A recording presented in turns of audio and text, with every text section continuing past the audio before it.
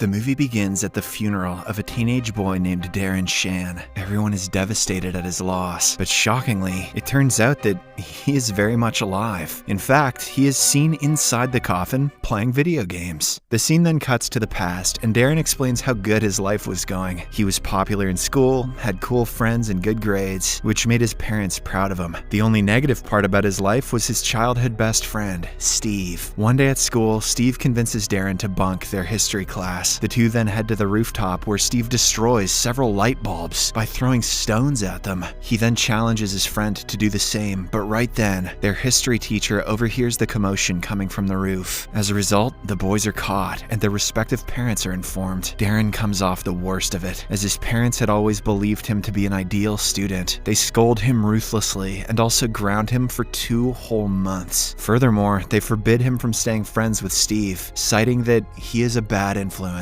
It's true, Steve's a douche. The next day, while walking to school, Darren informs Steve that his parents want him to break off their friendship. Upon hearing this, the latter is disheartened, and he accuses Darren of never standing up for himself. As they quarrel, a limousine passes by and a man inside throws out a flyer, which lands in front of them. It turns out to be an invitation to a circus event called a freak show. The flyer claims that it is held once every 500 years. The boys recall their teacher giving them a warning against attending the show because of its illegal nature, but they nevertheless decide to go to the circus. Later that night, Darren and Steve sneak out of their homes and head to the circus on their bicycles. It's revealed that the boys have peculiar interests. Darren is a big fan of spiders, while Steve is obsessed with vampires. At the venue, they buy a ticket from a dwarf human-like creature hiding behind a curtain. However, when Steve hands it the cash, the creature bites his hand and runs away.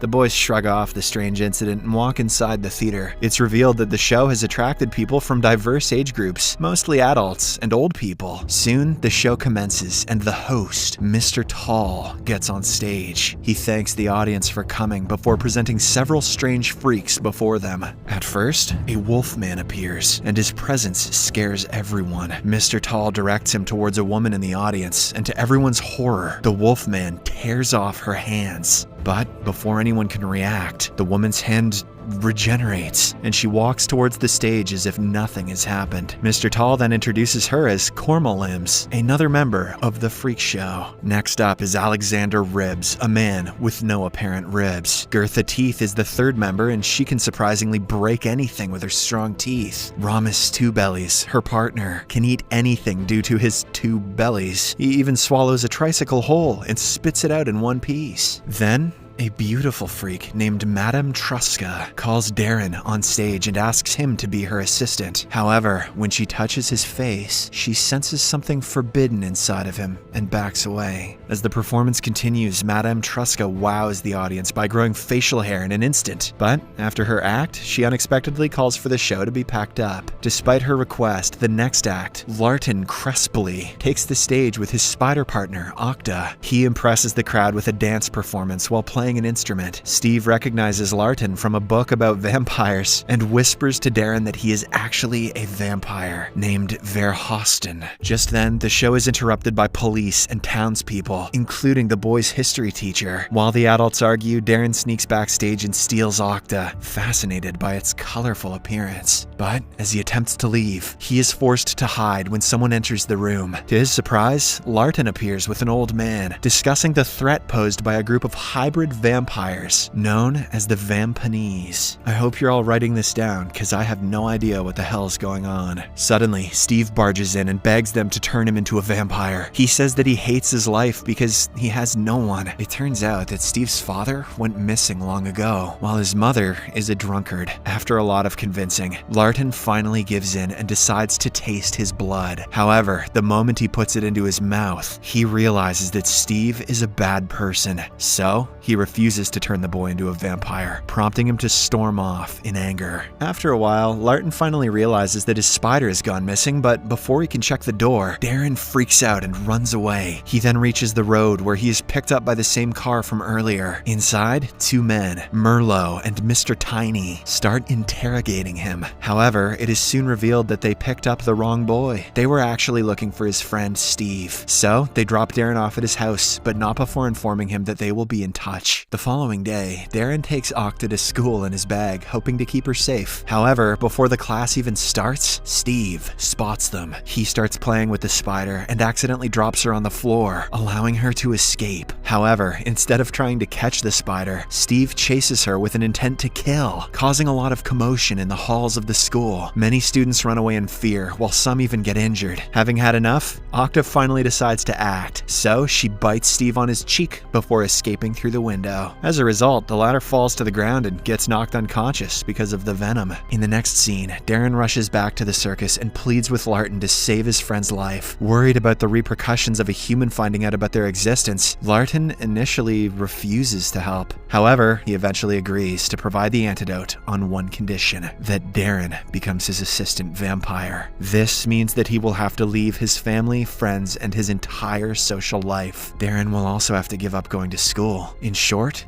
he will have to die. Despite the dire repercussions, Darren, who is desperate to save his friend, agrees to the conditions and receives Larten's vampire blood. After this, they race to the hospital to save Steve's life. Larten immediately administers him with the antidote, which fortunately works, and Steve starts to recover. The movie then cuts to a few days later, where Darren begins to feel his body reacting to Larten's vampire blood. He starts craving raw meat. One day, he also gets a very tempting urge to kill and suck his sister's blood. However, he ultimately refrains himself from his bloodlust and runs back to his room. There, he finds Larten sitting in the corner, reading his books. Larten warns Darren that he needs to leave his home as he is a threat to himself and his family. Darren doesn't want to do so, but after coming really close to harming his own sister, he decides to leave. However, he also doesn't want his parents to keep worrying about him forever, so he decides to fake his death. Later that night, on the rooftop of the house, Larten assists Darren in the act by breaking his neck. This will make everyone believe that he accidentally fell to his demise. The movie then cuts to the present. At Darren's funeral, all his friends, teachers, and family pay their respects, while Darren is alive and well, inside the coffin playing games on his phone. The same night, Larten digs up the grave and gets Darren out of the coffin, but before they can leave, Merlot arrives out of nowhere and ambushes them. Fortunately, Larten fights him off and manages to subdue him temporarily. Following the close call, he takes Darren to the freak show campgrounds, where they meet a girl named Rebecca. Meanwhile, Steve is grief-stricken by his friend's death. As a result, he distances himself from society and becomes a maniac. When the pain becomes unbearable, one day, he contemplates ending it all, but just as he is about to commit the unthinkable, Mr. Tiny arrives there and stops him. He mentions that he's aware of Steve's unfortunate life and his obsession with all things vampire. He then offers him a chance to become a Vampanese. It turns out Tiny and Merlot are Vampanese, and they are a different race of vampires who, unlike Larten and the others, murder humans to feed on their blood. It's also revealed that Vampanese and the normal vampires are arch enemies, and they don't see eye to eye. As Steve hears everything in disbelief, Mr. Tiny discloses something even more shocking. He says that Darren is alive and happy in the other world, something which Steve had always dreamt of and aspired to. The revelation makes the latter angry, so without a second thought, he accepts the offer. Meanwhile, Darren slowly gets comfortable in the freak campground with the other freaks. He starts to train himself and helps others in their duties. One day, Darren goes through the pictures of his old life and decides to give Steve a call. But before he can do so, Larten arrives there, snatches the phone from Darren, and breaks it. That night, Mr. Tiny visits the freak camp to talk with Larten and Mr. Tall about Darren. It turns out the boy has special innate powers, so Mr. Tiny asks him to hand them over. Despite being enemies, a diplomatic Mr. Tall politely tells him that he will think about it. Afterwards, Larten instructs Darren not to leave the camp, as it is not safe for him anymore. He then begins to train Darren so that he can handle himself if he is ever in trouble. At first, the boy fails to lay a single hand on Larten, but as his training progresses, his skills and strength develop. On the other hand, Merlot turns Steve into a Vampanese, which gives him unreal powers. The boy also becomes more evil, and his first victim turns out to be none other than his history teacher. "You gave me an F. F is for fangs."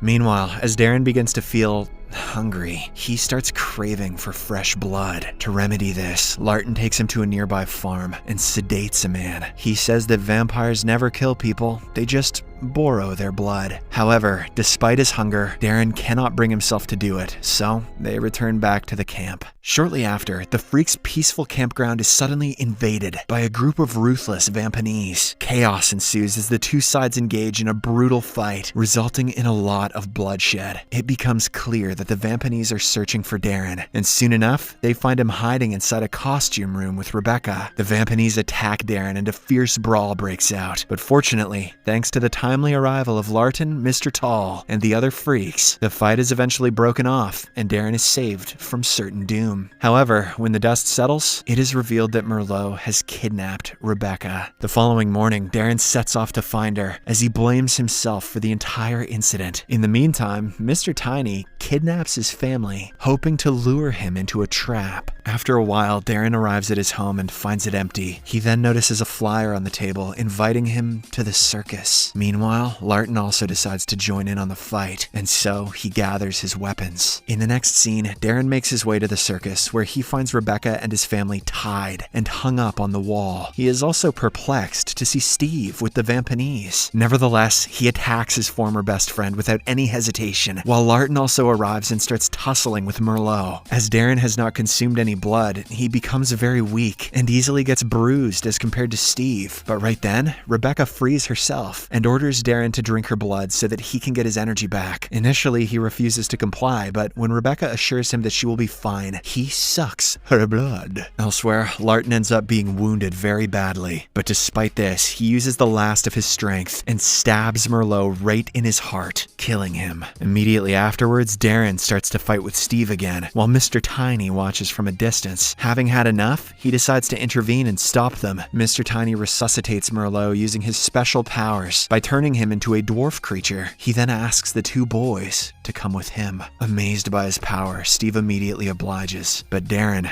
does not. In the aftermath of the showdown, Larton hypnotizes Darren's family so that their recent memory is wiped. This way, they won't remember the supernatural events that took place right in front of their eyes. The movie ends as Darren returns back to the camp, where all of the freaks welcome him warmly and make him feel home.